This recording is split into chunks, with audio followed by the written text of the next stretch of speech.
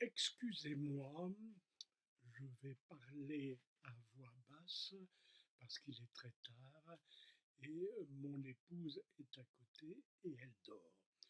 Je m'excuse pour la longueur de mes interventions, notamment celle de ce midi, dialogue avec X au sujet des anges, première partie. Voici la deuxième. Elle va être encore un petit peu longue, mais je fais ce que je peux pour la raccourcir et je ne dis plus un mot. Je vais laisser la parole à un historien du nom de Philippe Faure qui a publié en 1988 un ouvrage intitulé Les anges. J'ai peur d'ailleurs qu'il ne soit plus réédité. J'ai eu la chance de mettre la main sur un livre d'occasion. Les anges, j'en ai très peu parlé dans le premier enregistrement. Ceci est le début de ce qui pourrait être une longue série. Et j'en viendrai assez vite à vous parler de la bibliographie. C'est un énorme problème, la bibliographie sur les anges. Je vous en parlerai.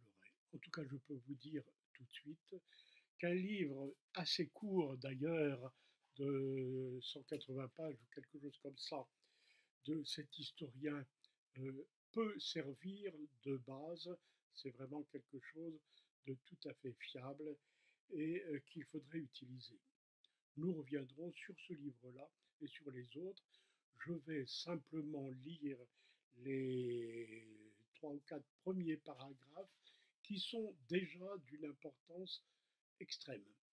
Rien qu'avec ces extraits, vous avez une base de réflexion qui est, je dirais, incontournable. Permettez que je lise et que je me rapproche effectivement. Où sont les anges? Naguère si présents dans les textes spirituels et théologiques, dans l'iconographie et l'ornementation des églises, dans les mentalités religieuses, ils n'apparaissent plus désormais qu'au détour d'une expression populaire, d'un titre de roman ou de film. L'être céleste n'est plus qu'une référence commode à la beauté parfaite ou à l'amour idéal qu'évoque pour nous l'innocence de la jeunesse et de l'enfance. Bien des croyants ont banni de leur esprit cette figure ailée qui ne leur parle plus, leur semble inutile et désuète. L'approche de Dieu, entend-on couramment, peut se dispenser de toute médiation. Un tel effacement rendait urgente une mise au point. C'est ça, la mise au point. Et je regrette si elle n'est plus disponible. Il faut la rééditer. Toute l'histoire comparée des religions témoigne au contraire de la force et de l'universalité de la notion de puissance médiatrice entre l'absolu et l'humain. Entendez bien ça, faites attention à l'expression histoire comparée des religions et faites attention à cette idée que l'ange représente la puissance médiatrice entre l'absolu et l'humain.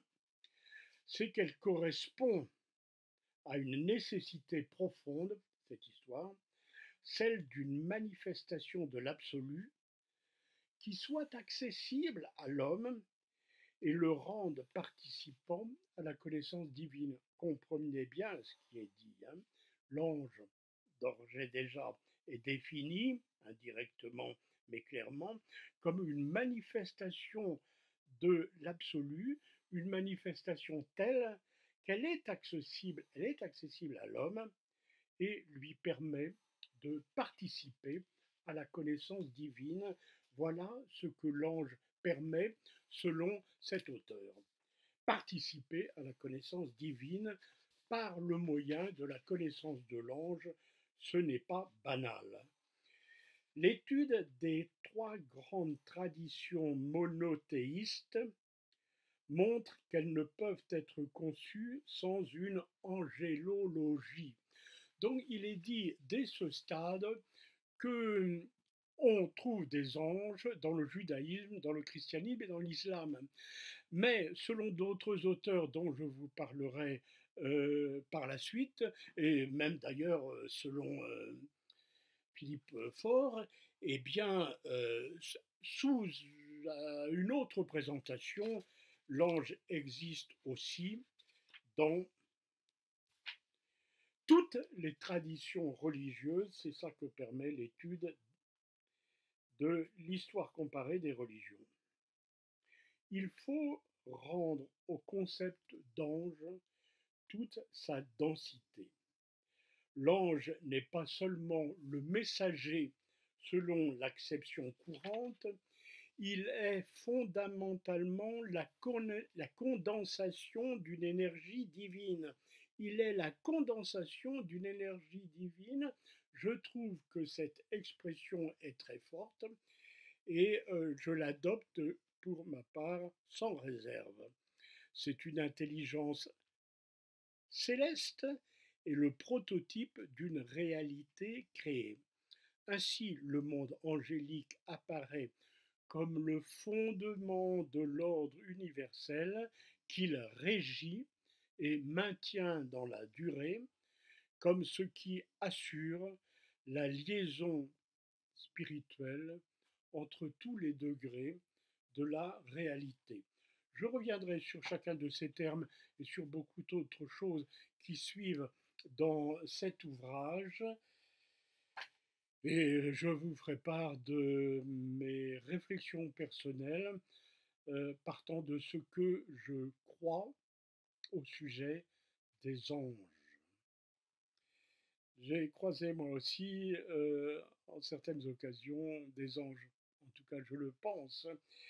Et c'est parce que tout ce qui peut relever d'une connaissance personnelle, telle que la mienne, ne se trouve pas directement dit dans les meilleurs ouvrages qu'on peut trouver sur la question. Je ne les connais pas tous, mais celui-ci est très bon, il n'est pas le seul.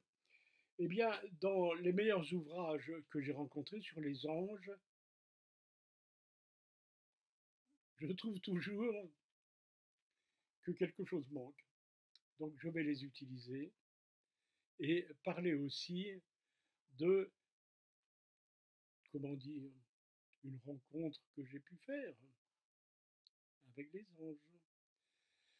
Cela dit, joyeux Noël, il ne vous a pas échappé que l'ange, pour le dire simplement, est un être intermédiaire entre l'homme et Dieu.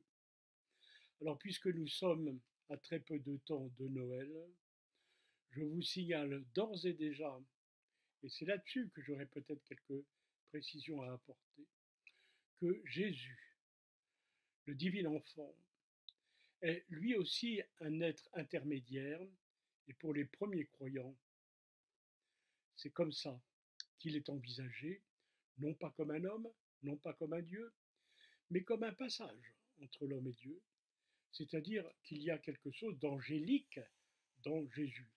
Puisque nous sommes à quelques heures de Noël, je tenais à apporter cette précision. À bientôt, joyeux Noël à tous, et en particulier à ceux qui ne vont pas et celles qui ne vont pas très bien pour une raison ou pour une autre. Joyeux Noël.